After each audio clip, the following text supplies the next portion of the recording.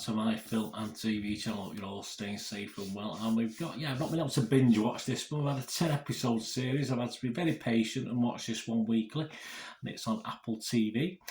So we're going to have a look at something called Silo today. Please, if you're new to the channel, push that subscribe button, push the bell notifications, everything film and TV, of course, and drama series like this on various streaming sites. So join me, let us know your views as well, and I give you, where possible, I can give you other people's opinions. A lot of the TV drama, we don't get the normal critics we get for the films, but I try and give you a selection of what other people are thinking as well. It's not just about what I think. So please join me. And if you can press that little like button, guys, I'm trying to get about 10 likes if I can. It's please, if you're going to watch the next 6 or 7 minutes, just give us that like now. It'd be much appreciated. If you like Silo, give me a like for that. If you don't like Silo, give me a like for my efforts. That'd be wonderful. Right, Apple TV's science fiction dystopian drama television series created by Graham Yost, based on the Wool series of novels by Arthur Hugh Howey. Interesting. Might have to seek those out on audio book at some stage. Of course, it's a community. It's set in a dystopian future where a community exists in a giant underground silo comprising 144 levels. It stars Rebecca Ferguson as starts off as an engineer who becomes embroiled in the mysteries of the silo as she progresses quite unusually very quickly. Also stars Rashida Jones, David Oyelowo, Common, Tim Robbins, Harriet Walter, Avi Nash, Rick Gomez, and Chinatsa Uke, or Uch, however you ever pronounce that. My apologies. And it began airing on May the 5th, 2023, and I think the last episode aired on the 30th of June, 2023. So I'm not too sure how the availability to watch in total, but it's all out there now, out there for you to try and catch up on if you've not watched any episodes at all. Any comments I'm going to give you now as at the 29th of June, so the day before the last episode, so I've just added my little thoughts at the end. The public seem to like it, 88% positivity on Rotten Tomatoes, but we don't have a breakdown of that, so we don't know how many people. Internet Movie Database, though, we certainly do have a breakdown. Obviously, people have been posting reviews since it started at the beginning of May, so we've got some 34,000 scores and reviews have been left, and it's still averaging a very, very good, an 8.1 out of 10, so that's not too bad, is it? I mean, it's not going to drop too much if you've got 34,000 scores and reviews. Metacritic, the other site we look at for critics, their users are saying 6.2 out of 10. So not quite as high, but still positive.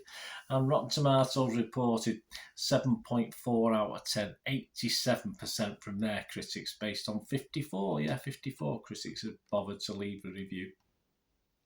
And the consensus, with deft writing or inspiring production design and the inestimable star power of Rebecca Ferguson, Silo is a mystery box well worth opening. I may have just enjoyed this a little less without Rebecca Ferguson, in fairness. Yes, I do like Rebecca Ferguson, so that was a plus point. That was a mark, and that was probably 1 mark out of 10 for Miss Ferguson. Metacritic, as I said, the other site we looked at their users. Generally, the critics are happy, 16 positive and just 4 mixed. So, all good. And it scored anywhere between 40 and 100 out of 100, average 75. Slamp Magazine's Stephen Scaife give it 50.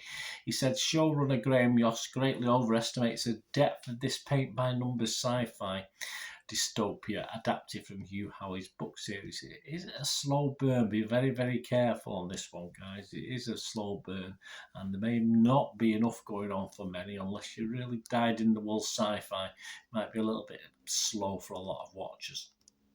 The Wall Street Journal's John Anderson, he liked it a little bit better. 60 out of 100 he gave it. He said, this somewhat tired post-apocalyptic tropes upon which Silos is structured are made more palatable by the acting. He's right there. There's a conclusion to the series after 10 episodes that's have mixed adrenaline with dissatisfaction. Yeah, it's a conclusion. I'm not saying it's fully satisfying. Of course, we do have a series 2 on the way, which hopefully will be out very, very soon. But at least the conclusion at the end of episode 10 did add a little bit of interest to watch the second and left a couple of little things open to be going on with. But we'll see. but someone really liked it. Louise Griffin really liked it. She gave it 80 out of 100. She's from the Radio Times. She said, the pacing might seem a little slow for some. Yes, I agree.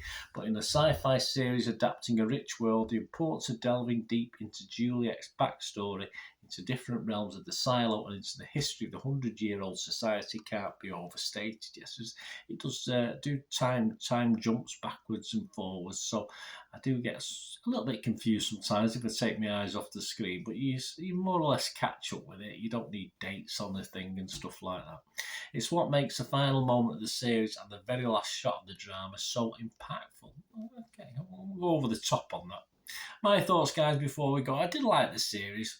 Not just for Ferguson, which I've already said. I'm a bit biased because I do like the young lady, but she did help me greatly sometimes when the stories became just a little bit drawn out, or the story itself, even with the flashbacks, did become at times a little repetitive. It's a silo. It's it's only one big silo, so you're stuck on areas for activity, if you like. Was while Ferguson's character was a mechanic and engineer, if you like. There's one quite exciting bit, but they were few and far between. I'd be on the edge, sort of got quite on the edge of my seat watching it. But so those elements are few and far between. But they are generally good characters. Some you can invest in, but for me, possibly 4 episodes too long. Yeah, I think if this had been 6, 7 episodes, it probably would have been a tighter, better watch for me. As I say, most people rated it very highly anyway, but it is worth a watch, definitely. But if you want an action sci-fi, though, I'd probably avoid it. It's not that sort. It's a bit of a slow burn. My score, yeah, if it was Rotten Tomatoes, it'd have to be fresh. If it was Metacritic, it'd have to be positive. And if it was an Internet Movie Database out of 10, I'm going to give it 6.5 out of 10. And yes, I quite look forward to another series, although not on the edge of my seat, but I certainly look forward to season 2. So I'll have a look at that when that comes along. Anyway, let me know what your thoughts are, guys. It'd be great to hear from you. Until we meet again, that's one thing, don't I? Please stay safe, everyone. Bye for now.